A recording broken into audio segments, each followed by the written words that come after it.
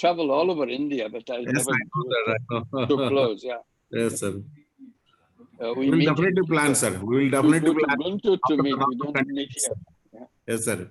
I think there is. I don't. I think, sir, it is near to that Seat. No, that Meghalaya side. Which way is closer to you, sir? I have no idea. I have never checked the route how we But do that. actually, But I'm the sure best way is coming by flight, sir. Best way is coming from Bangladesh to Calcutta, Calcutta to Aizawl, sir. Yeah, that's a good way. Yeah, That is the better way, sir. to That is better way, sir. Flying Yes, is sir. a better way, better Yes, option. sir. We'll look Yes. forward to it. We'll talk Yes, about sir. it when Yes, sir. time Yes, comes, sir. but definitely I would like to come. Yes, sir. Yes, sir. Last time I planned for establishment day, sir, but that time it is not convenient for you. Otherwise, last year university establishment day, I invited you, sir. We have our three professors, sir. Vanlal Chona is economics professor in our department. He's there as a panelist, and one more professor, Niloma, that is Nitya, is a professor of rural development. And we have one professor of economics, Lapi, is also there. Three economics rural development, sir. They're all there, sir, as panelists. Good to see them. Good to see them sir. all. Hello, everybody. And So they will good be to see working with UNES Center in collaboration for various activities, sir. They all three will be working together, sir.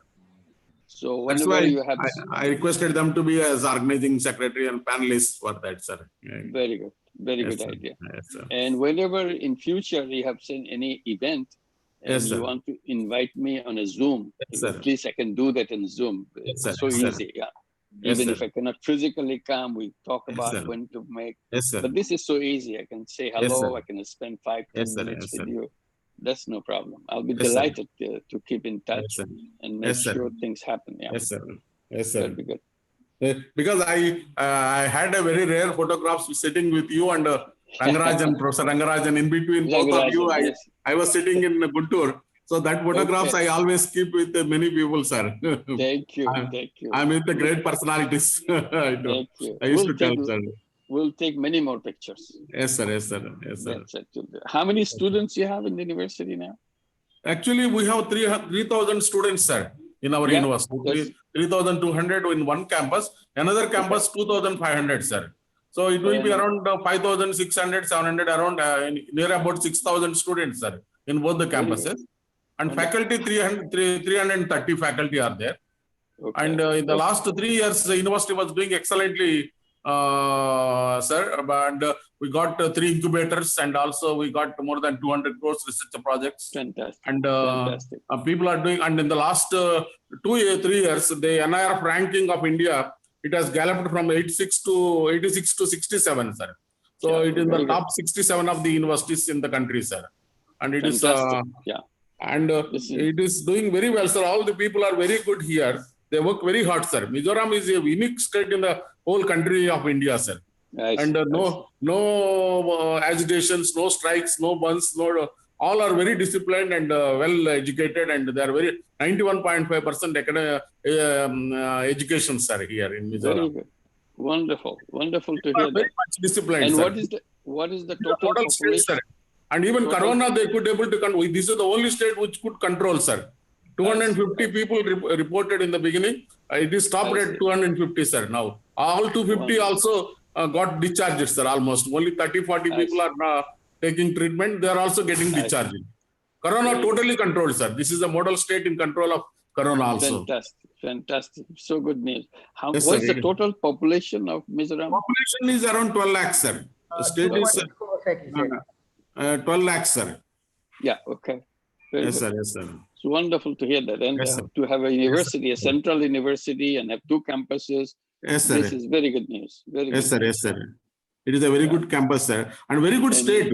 People are very good, sir. It is a model state, sir, actually. Wonderful. Wonderful to hear that. Yes, sir. Amazing. Yes, yes, sir.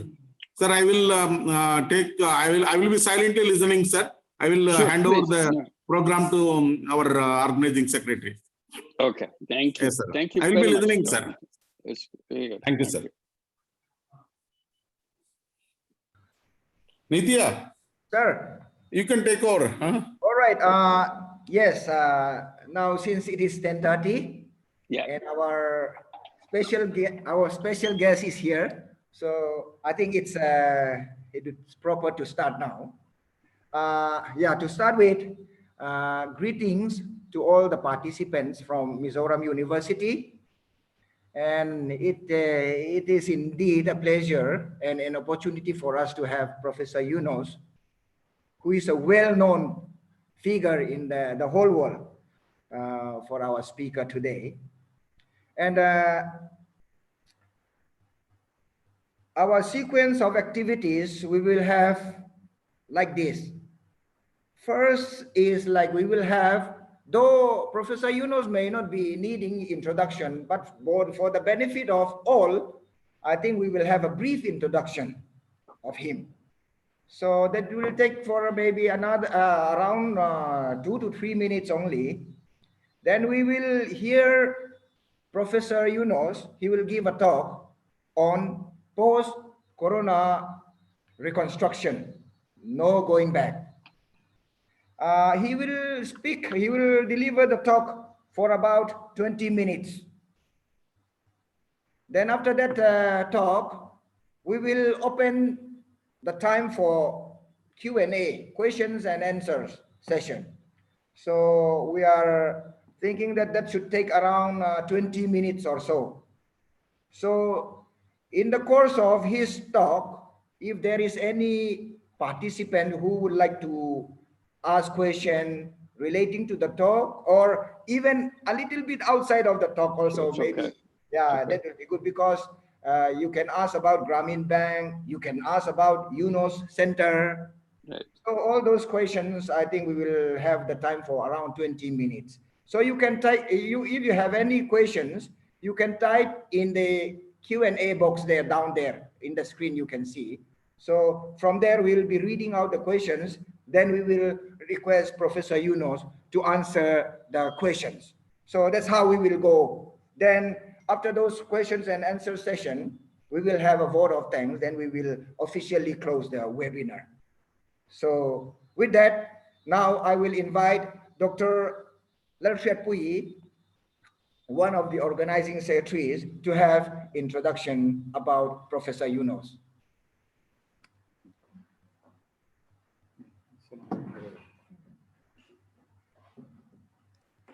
Good morning, everyone. I am one of the organizing secretaries, Dr. Lerfiat Puyi from the Department of Economics. How fortunate we are to have Professor Yunus in our midst today. On behalf of the Mizoram University, I welcome you, sir, today for sparing your valuable time to be in our midst. Professor Yunus is a social entrepreneur, a banker, an economist, and a civil society leader. He was awarded the Nobel Peace Prize for founding the Grameen Bank and pioneering the concepts of microcredit and microfinance. The Norwegian Nobel Committee have stated that Professor Yunus and the Grameen Bank have shown that even the poorest of the poor can work to bring about their own development. He has won and received several national and international awards and honors. With that brief introductory remark, may I invite Professor Yunus to deliberate upon post-corona reconstruction program, no going back. The platform is yours, sir. Thank you. Well, thank you very much for your introduction. And I'm very happy today to be in touch with Mizoram University. I've been in touch before, but this time I really see everybody there. And hello to everybody, all the students, all the faculty. And I was just mentioning that we're so close, but somehow we are so far away from each other. It doesn't make sense. We should get more in touch, even if physically I cannot come because of other commitments. But I would definitely like to join your events whenever you think is appropriate, to come and talk to you and share our experiences and so on. And just feel free. We'll be just part of you. Now that you have the Yunus Center there, it makes it more important that we come closer and closer. There are so many things to do. And Mizoram is a very unique state, as you explained. So you can provide leadership in many other states. It might be in terms of population, you may be small, but in terms of ideas, you may be very big. so that idea can spread through the whole India. So this is a good opportunity, and all the literacy rate and everything else. So I'm very happy to be in touch with you. What I wanted to do today, just share my thoughts. It's not a kind of a big theory or something. It's just a worry that I feel during this corona pandemic. The worry that I feel that there's a tremendous amount of eagerness to make it quickly to go back to our world that we left behind before the corona attacked us. Corona attacked us suddenly. We had no idea that there's some there'll be some disease, some virus, which will take over the whole world. And it was so sudden, we cannot believe that it could happen to all of us. It's a lightning speed. Before January 1 of this year, we had not heard much about the virus. But within less than 100 days, that virus took over the whole world. It invaded it and moved very quickly in a lightning speed and took every corner of this world under its command. And people have to run away from their usual life that they are leading. They have to find shelter inside their homes worldwide. Those who are delayed, they suffered a lot because the virus could attack them easily. And people who did good things in terms of quarantine, in terms of lockdown, in terms of social distancing, like you explained in Mizoram, you have done a wonderful thing to protect the people from the virus. But within that period, the whole world is under Corona's command, and we had no way to stop them. And today we are trying to find a way how to reclaim this world. The coronavirus took it away from us, and we have no freedom anymore because they rule the world. So how to make sure we take over the world and establish our claim on the world? We can do that. One big way is to make sure how to protect ourselves against coronavirus. But at the same time, the people are getting so eager to go to the world that we are coming from. And there you have heard, or you have been hearing, or you'll keep on hearing, the bailout packages, huge, huge amount of money. It's not millions of dollars, but in terms of billions of dollars, in terms of trillions of dollars. Some country allocate trillions of dollars to make sure the whole economy is pushed back into the world that we are coming from. So whatever the world was before 2020, during December of 2019, that's the world that everybody is trying to go back to. And I look at it, I said, why people are so eager to go back to? And I don't see any reason why anybody should be eager to do that. The world that we are coming from was not a very happy world. It's a world full of problems and full of threats of extinction, that the whole world will become extinct of human beings. That's the world that we had in December of 2019. And it's because it's under threat because of the global warming. Global warming is taking over, and our life will not be something that we can survive with in this planet, because the warming is becoming intolerable. We are very soon reaching the 1.5 degrees Celsius. And after we reach 1.5 degrees Celsius by 2040, it will be extremely difficult to live on this planet, because it will be too hot for the whole world, for human beings to survive in these circumstances. If we push our luck, we can move on to up to 2 degrees Celsius, which is by 2050, it will be 2 degrees Celsius. And that will be impossible. After that, it will be impossible to live on this planet. So we had very short time. 2020 to 2050 is not too long time. It's only 30 years. In 30 years, the world will be unlivable. And that's what the direction we are moving, and we're moving very fast. Global warming is getting worse and worse.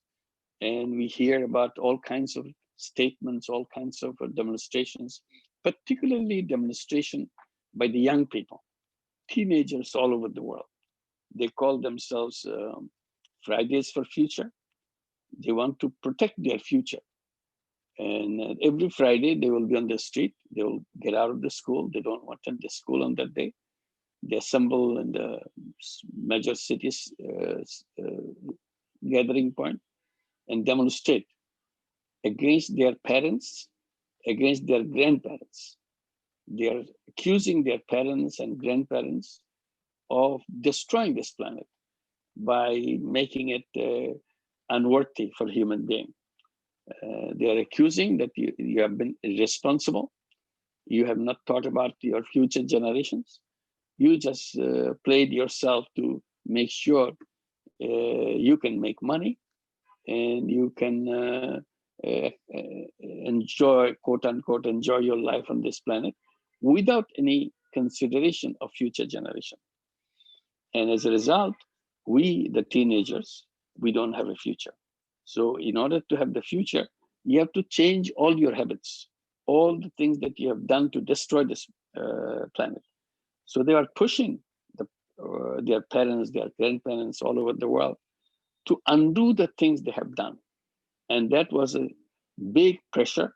And for the first time, parents and grandparents became aware how irresponsible they were. So to going back to that planet will mean that we'll continue the journey along that line to the disaster point. It's almost like riding a train. So we are a whole world, all the population are in a train moving towards a disaster point. We are like kind of in a death row. We're waiting for us finally our sentence to be executed. And the train is taking us all very fast to reach that point.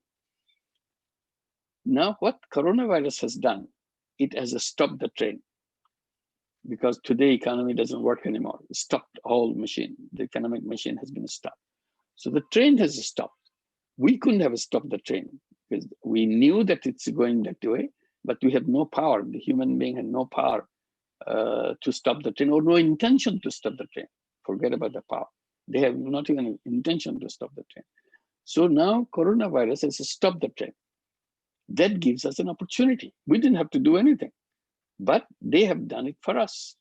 Now that this train has stopped, the question is, now we should be asking ourselves, should we restart the train and go in the direction it was going to destroy ourselves in a few years? Or get off the train and take a new train in a different direction, which will not be contaminated by all the bad decisions that we have made. We'll get rid of those decisions. Like we will not make this world under a threat of global warming. We'll make sure that this world doesn't have any global warming.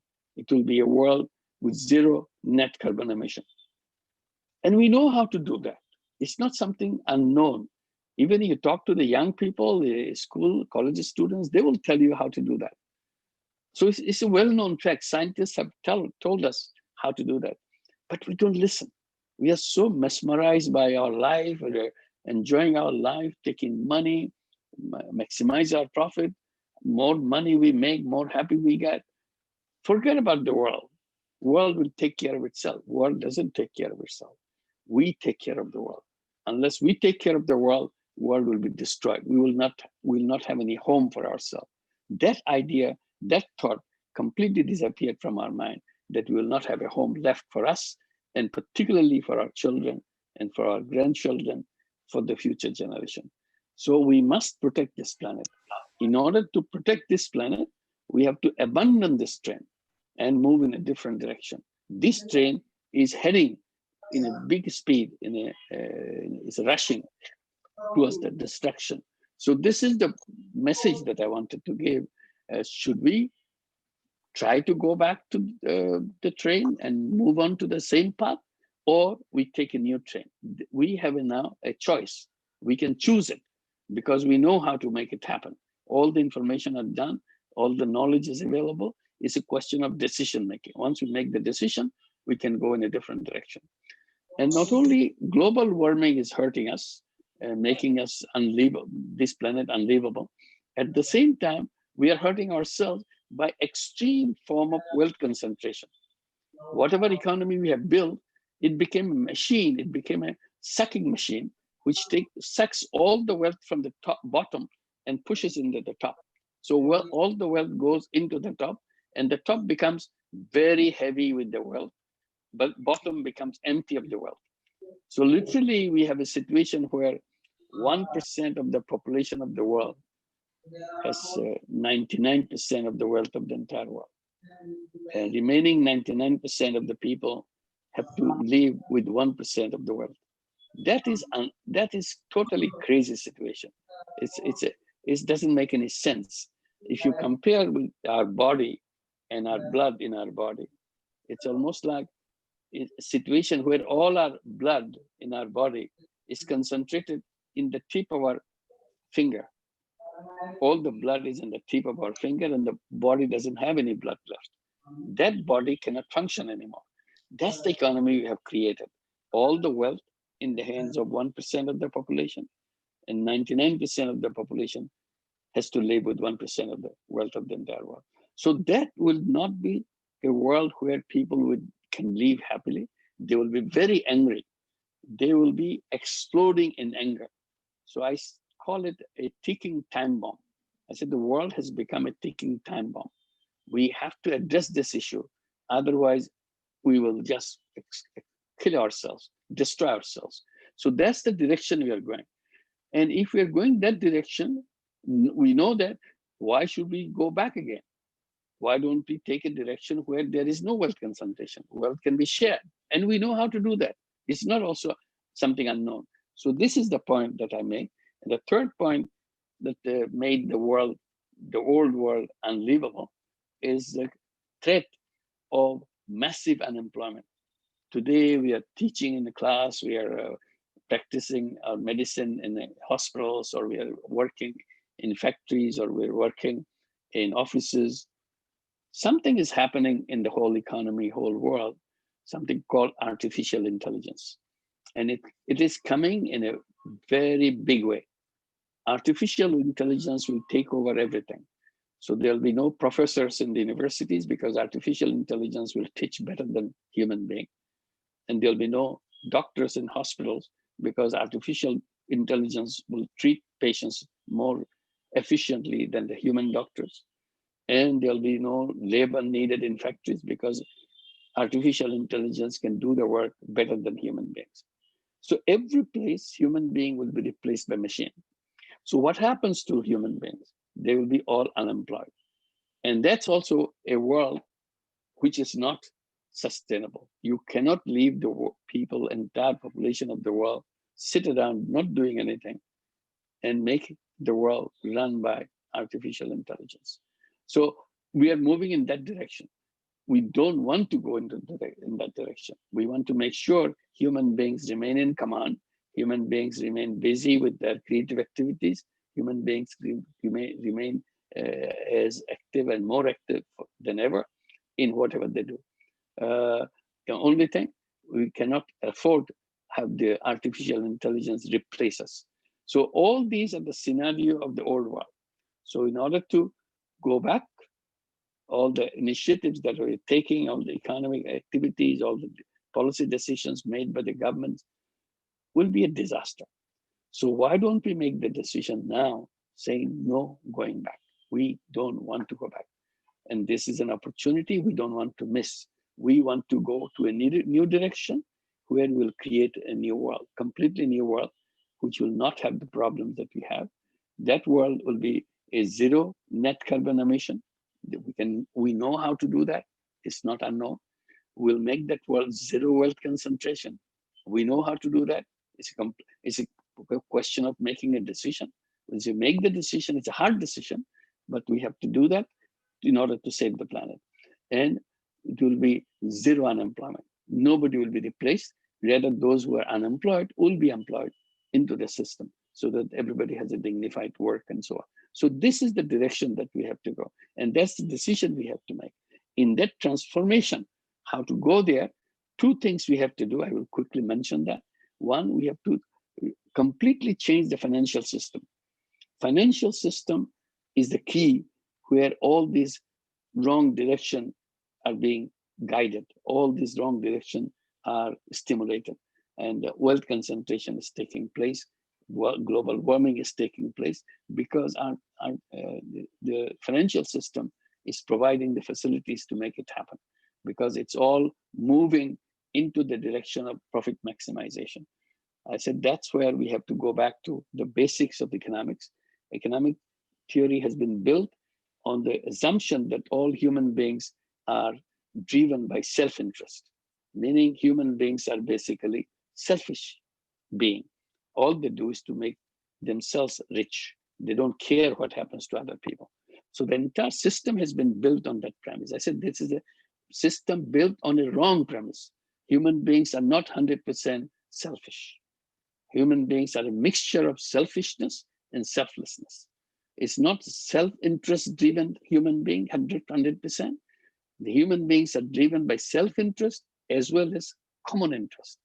But economics never paid any attention to the common interest. We say, why don't we pay attention to the common interest? If we accept the common interest, then we have to create two kinds of business. Business to make money, which we do, the old economics has taught us, but a new business has to be introduced to achieve the common interest. And that is the business to solve common problems. Whatever common problems we have, we can solve them. And that's the direction we have to go. And we have been creating this, we call it social business. And social business means a business to solve problems without any intention of making any money personally. So we have two kinds of business: a business which maximizes profit, another business where there is zero personal profit, maximum profit, zero personal profit. The business makes the profit, but profit stays with the business. It's not passed on to individuals. It's a non-dividend company. That's the direction. And people love that. We are spreading that. Young people love that. When you have the Social Business Center, you'll be having courses on social businesses and so on, so that you can compare the social business versus the profit maximizing business. And young people will be wondering what kind of business I should be involved in. Should I go into the profit maximizing business, or should I be involved with the problem solving business, zero personal profit business? So those choices have to be there. So this is the direction we have to go. And if we introduce that, then the problem of wealth concentration will also disappear, because if we are all earning money, we are sharing the wealth, then there is no wealth concentration at all, because we create those businesses where we don't take any profit out of it. So since we don't take any profit out of it, the question of wealth concentration cannot take place. So this is the direction that we have to go. And then I will quickly mention and stop about the corona vaccine. The vaccine is coming, and I've been raising this question. When we'll have the vaccine for us? Because the rich countries are so busy now to grab all the vaccines which is produced. They are putting advance money to the companies to sell all the production to the rich countries. Like USA is buying up all the vaccines, every company that produces. Within USA, they already paid billions of dollars to the companies who are coming out with the vaccine, so that all the vaccines remain in the USA, because they want to protect the Americans first before anything happens. And the UK also started buying, and all the companies they'll be producing, they have already paid them so that they can get it. Some are grabbed by the European countries and so on. So when the rest of the world will have it, since they are designing the vaccine, they have the control. So we said vaccine should be a common good, a global common good. It should not have any owners. The problem is the commercial ownership. If you take away the commercial ownership, then it becomes available to anybody. India can produce as many vaccines as they want because it's free. You don't have to take permission from anybody to produce those vaccines, so that you can produce as much as you can and produce for India, for other countries. Bangladesh can produce vaccines, other countries can produce vaccines, so that quickly we can have it. The important question is not about who is getting the vaccine. This is very important. But the second one is more important, when they are going to get it. So you say, okay, everybody will get it, but the rich people should get it first. That's not acceptable. You are not saying when the poor people will get it. It may take years. By that time, they'll be all gone. So at the same time, when the rich gets it, poor gets it too. And gets it, people who cannot afford to pay, they should get it free. So there'll be, price should not be a barrier to the access to vaccines. So that's the preparation we have to make. And I'm very happy that India has announced that they will have their own vaccine. But again, I'll say it should be made a public good. It should not. It should be a common good, so that nobody can have a commercial ownership to that vaccine, so that anybody can produce it, not just one company producing it with a limited capacity, and they will not want to give it to anybody else. So it should be shared by everybody else. China has already announced that whatever vaccine they produce, these will be public good. Anybody can take it and produce it wherever they want. So one country has done. I hope India will do the same thing. And country by country, if they do that, and we accomplished that. We have circulated an appeal. You'll see it in our website. It's called Vaccine Common Good. If you go to the Vaccine Common Good, and you can sign it yourself that you support it, that yes, I support it, and I want this vaccine to be a common good, so that it's available to me and my neighbors, wherever we are, so that we don't have to wait for rich companies to make extra profit, extraordinary profit by selling it to the rich people. Only after they have finished that, then gradually the last one in the queue, that our turn will come, if by that time we are alive. So this is an issue that we have to raise. This is a very important issue. So I'll stop here and take questions as you suggested. Thank you very much for giving me this opportunity to talk to you. Yes, Professor Yunus, thank you very much. Thank you. For the wonderful talk. It's very short, but then it's quite clear also. So yeah, as we are approaching to the question and answer session, before we read out the questions from the participants, I wish to ask our colleague, our senior colleague, who is also in the panel as one of the organizing secretaries. I think we should give him the chance to give the first question. Go ahead. Good morning, sir. Good morning. Sir, yes, I shall not repeat whatever you have already mentioned. I'll not make any comment at all also. But understanding your background, I want to ask you one question. That is the relationship between good politics and good economics.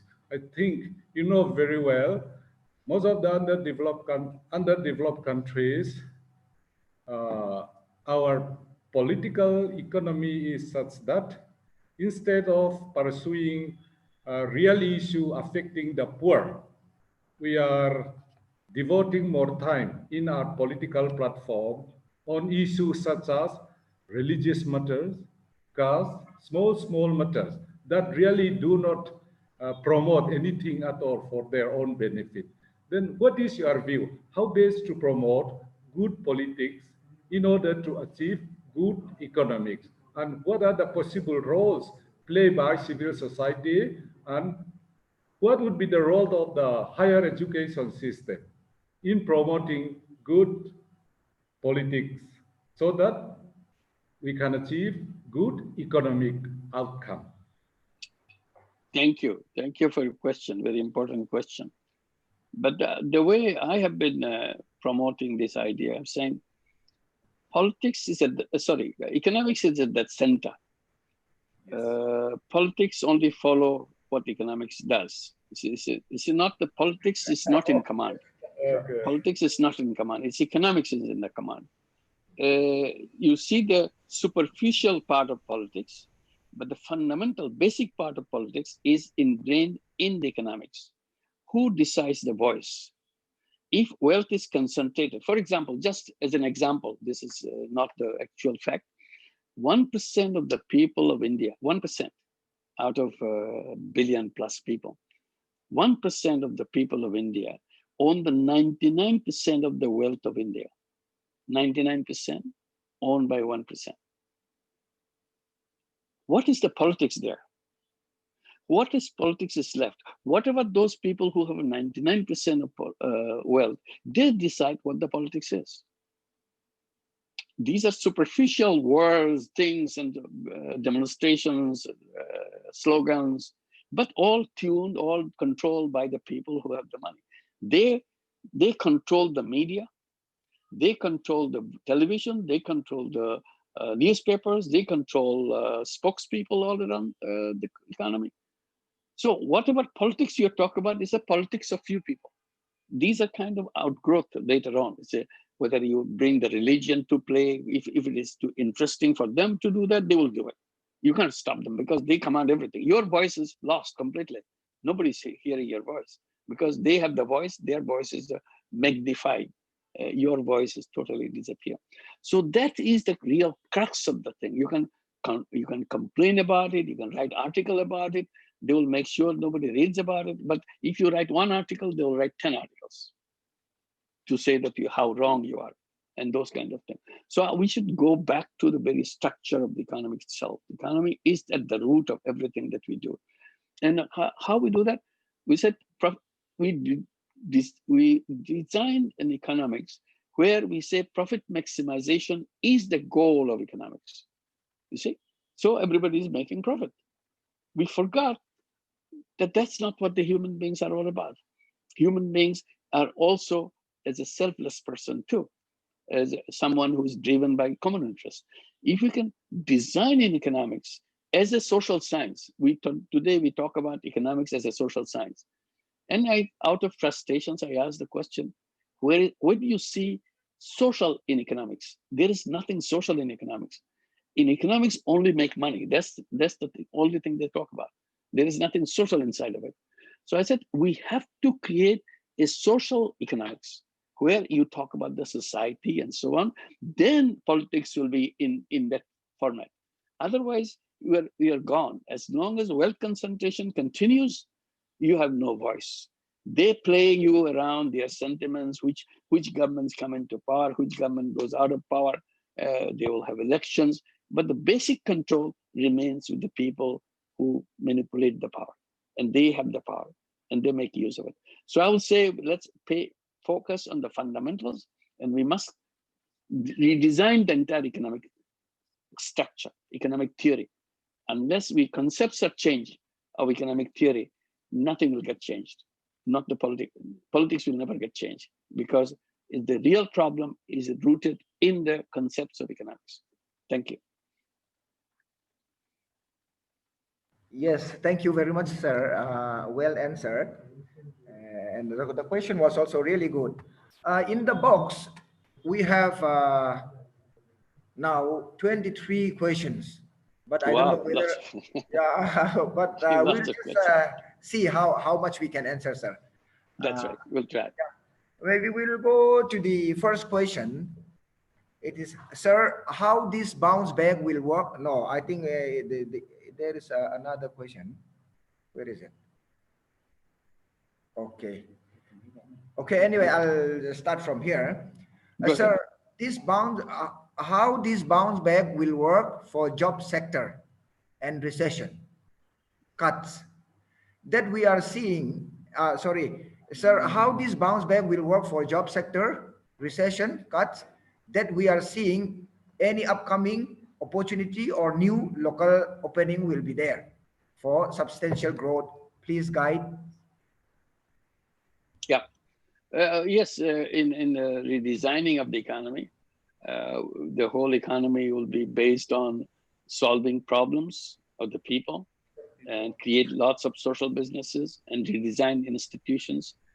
To give the example, just as an example to illustrate what I'm saying right now.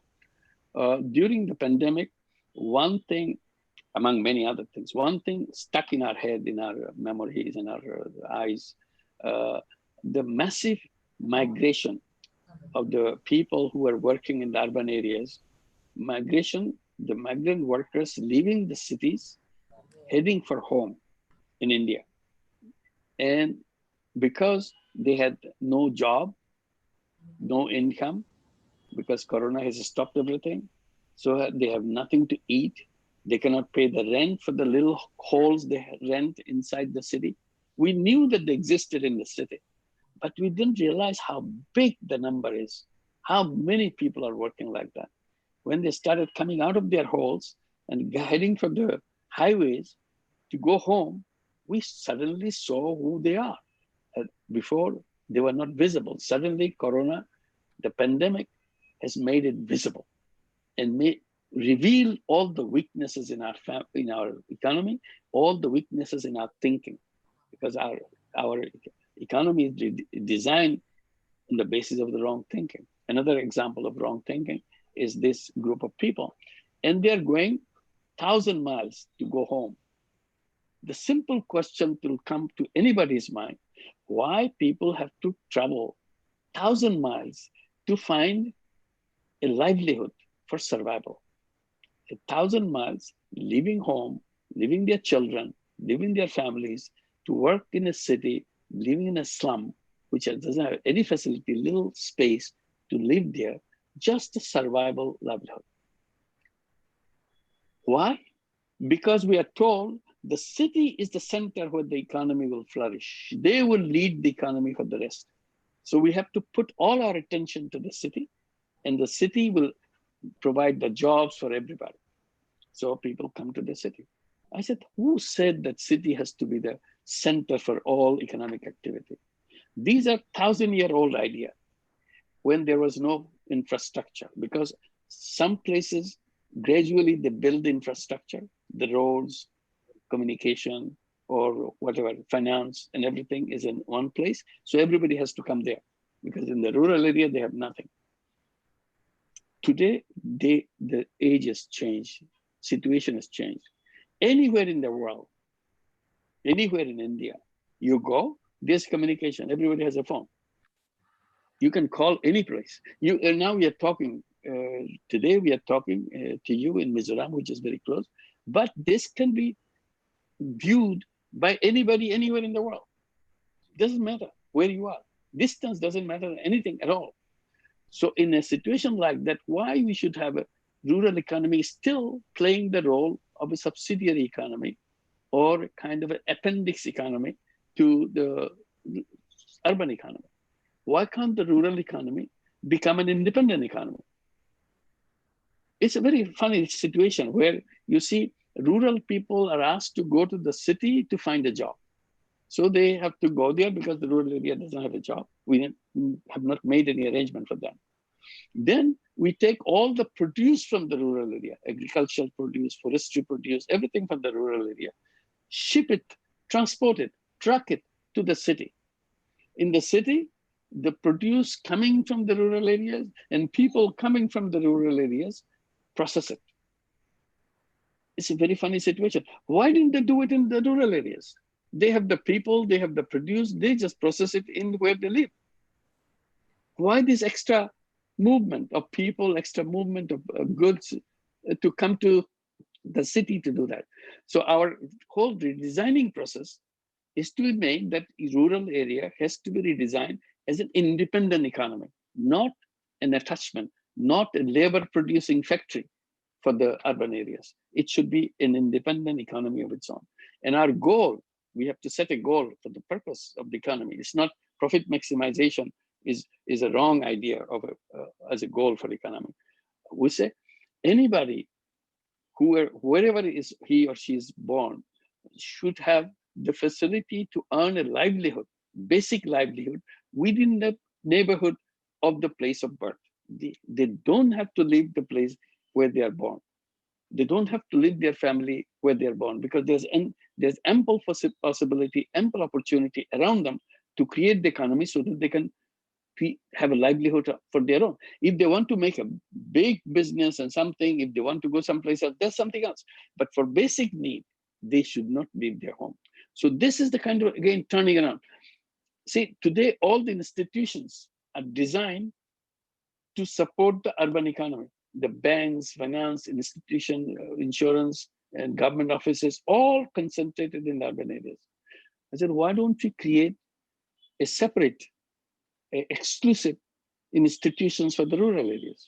It will work only in the rural areas, designed for the rural people. Banks will be designed for rural people. Finance will be designed for rural people. Investments will be designed for poor people, rural people.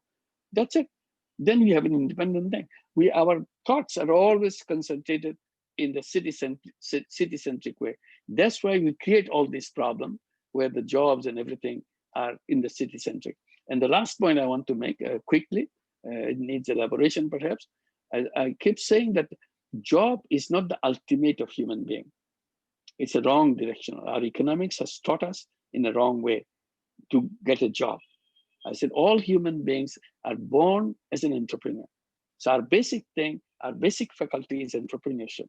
But the wrong economics has pushed us to abandon that entrepreneurship and go into taking a job, work for somebody else. And that's what created all this problem. We go back to the initial thing that we are natural entrepreneur. So our institutions should be supporting us to become entrepreneurs. We are all entrepreneurs. We are not job seekers, we are entrepreneurs. We are job creators. That's how the young people should be taught in the university, in their classroom, in high schools, and so on, that you have an option. You can be a job seeker or you can be an entrepreneur. These are equal chances. You can do anything you want. Doesn't have to do that. Today, education system basically is designed to create job seekers. You have to give a degree so that they can sell this degree to get a job. I said, entrepreneurship doesn't need a piece of paper or a degree, a diploma. You can do it anytime you want. While you are in school, you can run a business yourself because it's not waiting for your degree. It's your idea, which is making you make finance available. That's why financial system has to be redesigned. So there should not be any unemployment. And I kind of, in my own way, I said that the problem of unemployment has been created by the economist by creating the concept of employment. If we didn't have the concept of employment, there'll be no problem of unemployment.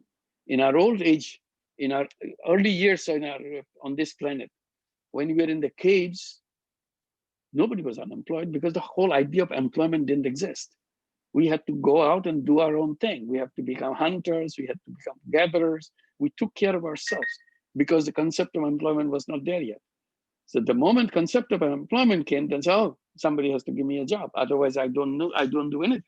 Why shouldn't I do anything? I'm a creative person. I can do anything I want. So that's what the basic change has to come place. Otherwise, we are stuck with this wrong direction. Thank you.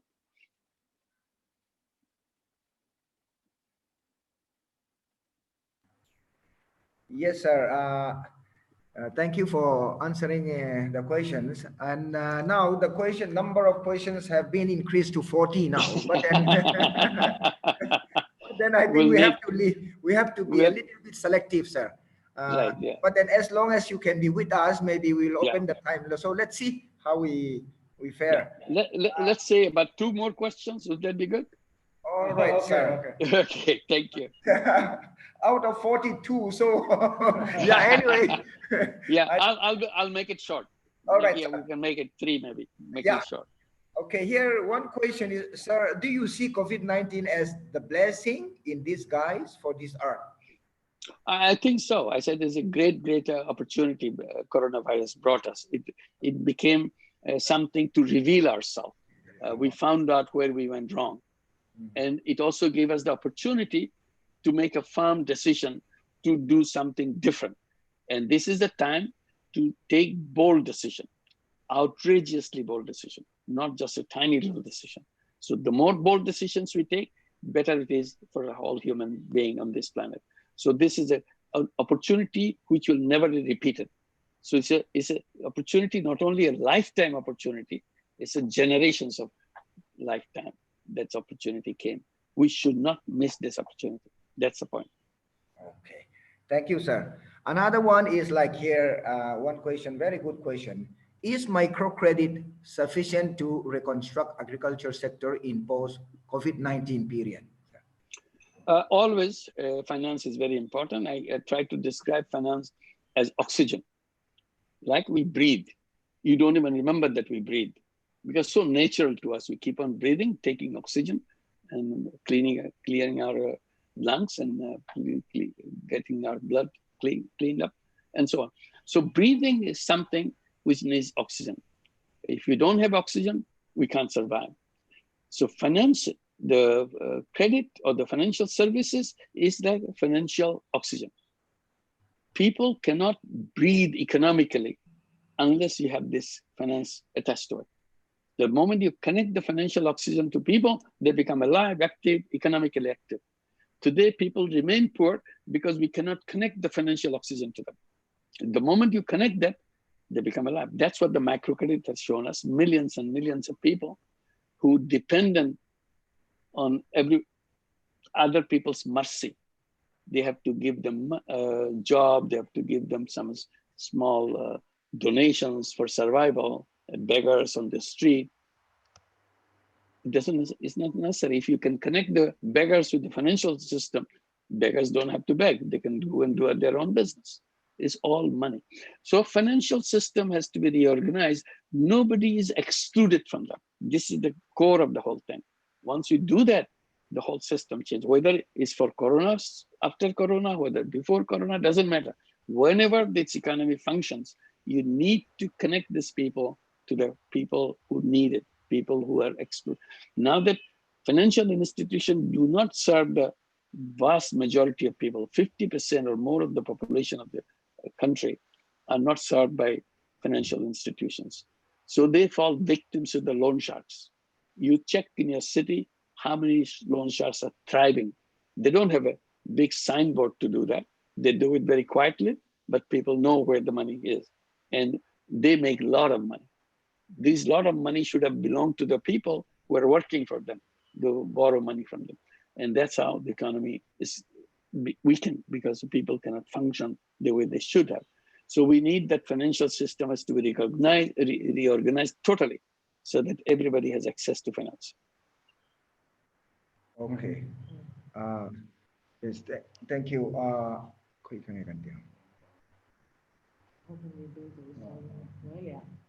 Sir, just let me just choose the question which will be.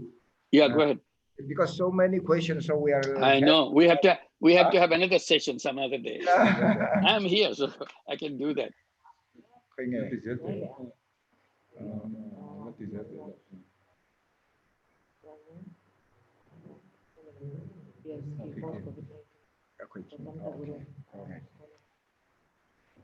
Here, one very good question which we have, sir. Post COVID-19, how should we build a resilient economy? It depends what you mean by resilient economies. Resilient to what? It's we have to redesign it in a completely different structure, so that all old concepts may not be relevant. It is something that it can function by itself. It's something that people, anybody can have the power to express their creativity, so that they can participate. They don't have to work for somebody. They can be independent entrepreneurs. So these are the direction that we have to reorganize all the institutions that we have built. We have to reorganize, as I said, banking system. This is a core of the whole thing. Another thing we have to reorganize is the education. Education is the one where promoting all these wrong ideas. The old wrong ideas are passed on to the next generation of old ideas and so on. So we have to get rid of all those old ideas and have new ideas to move it. You see, if you go through the old roads, you can always reach the old destination. If you want to go to a new destination, we have to build new roads. Today, the universities, education system, high schools, colleges, all are dishing out the path, old path. This is the old path. This is what you should do. This is what it needs to be done. So people are brainwashed. People are drilled into their heads. This is the way it should be done. So we have to now clean it up. We have to design new thoughts, new education system, which will give them a completely new ideas how to design the world in a different way, which will be basic characteristics of the world would be that it will not be a world of global warming, wealth concentration, or unemployment, any unemployment. It should be zero unemployment. There's no reason why any healthy person should remain unemployed, because he or she can be an active entrepreneur. This entrepreneurship is all to him, to her. It's not depends on somebody else.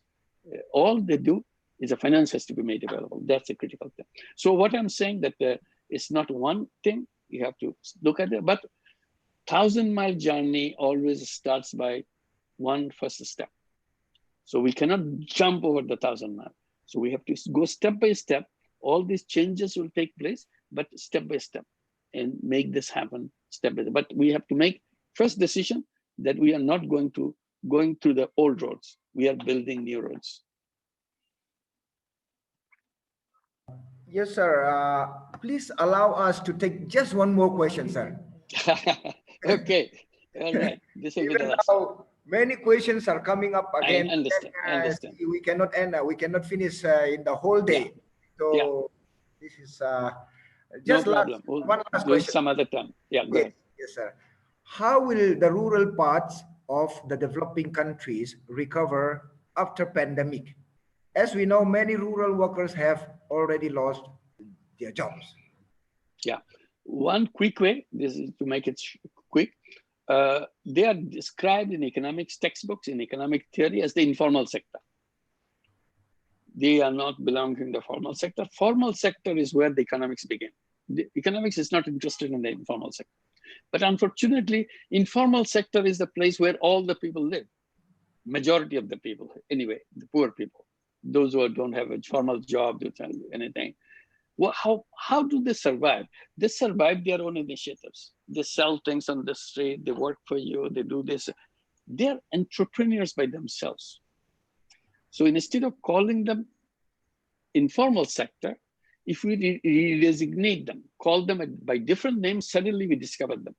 I've been arguing that they should be called micro-entrepreneur sector, because they're basically micro-entrepreneurs. The moment you recognize them as micro-entrepreneurs, then you have to build institutions for them. Microcredit, micro-investment funds, micro-venture capital fund, micro-insurance for them, micro-healthcare for them, all these things. I said, it's such a large number of people. 67% of the population of India belong to informal sector. So it's bigger than half the population of the country. So if you're concentrated on them, creating opportunities for them, designing things for them, you need a separate ministry of micro-entrepreneurs. You already have Ministry of Labor. Labor is much smaller than micro-entrepreneurs, but you have a labor ministry, you have a labor agencies, you have labor unions, you have labor laws, you have labor courts. See, for a smaller number. I'm not denying the fact that they need it. They're all needed. I said, why don't we do it for the same micro-entrepreneurs? In the Ministry for Micro-Entrepreneurs, Agency for Micro-Entrepreneurs, Chambers of Commerce for Micro-Entrepreneurs, financial system for the micro-entrepreneurs. We don't do that. We think they take care of themselves. They don't take care of themselves. You have ignored them completely. So we need to pay attention. Just remember, we need a Ministry of Micro-Entrepreneurs so that we can hear them, so that we can solve their problem. Not dishing out money. Dishing out money is not a solution. Dishing out money from the government is making people beggars. We don't want to be beggars. We want to take opportunity so that we can stand on our own feet. Just give the opportunity to do that. So that's what we need to do. So this is how I'll say rural economy can be rebuilt completely if we look through that prism, in that kind of way, vision, that scenario. Thank you. Okay, thank you very much, sir. Yeah, if we have to answer all the questions, we still have around 40 questions. So I'll have to come back again. Yeah, maybe everyone is finding like it's an opportunity to ask you questions because it's a no problem. Now that we get together, we can continue to have this dialogue and can see what makes sense, what doesn't make sense to you. Doesn't matter. You just keep on dialoguing. Then it's clarified. All the ideas will be clarified. That's why the center is so important. Through that center, we can continue to make this dialogue. All right, sir. We look forward. Thank you. Thank you. I think just before we end up, maybe it's proper to say a vote of thanks also, sir. Thank you. Go ahead. I will request my colleague, Dr. Lershad Puyi, to propose a vote of thanks. Then we Thank you. Thank you. It is a proud privilege for me to propose. Hello. Thanks. Thank you. Thanks a lot. At the very outset, we, the organizing secretaries, are like to express our deepest gratitude to our Vice Chancellor, Professor K.R.S. Sambasiva Rao.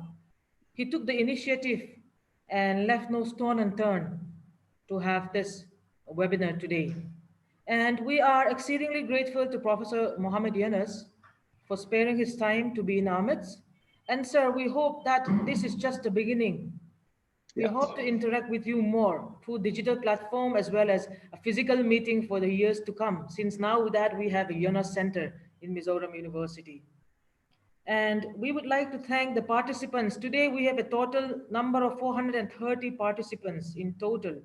Nice. So the participants, whoever required e-certificate, kindly drop in an email, which we have posted in the chat box. And let me repeat, an email to fo@mzu.edu.in. Let me repeat, a short form for finance officer, fo@mzu.edu.in. And last but not the least, I would like to thank the Yunus Center staff there in Dhaka, as well as the ICT Center staff here in Mizoram University. Thank you all.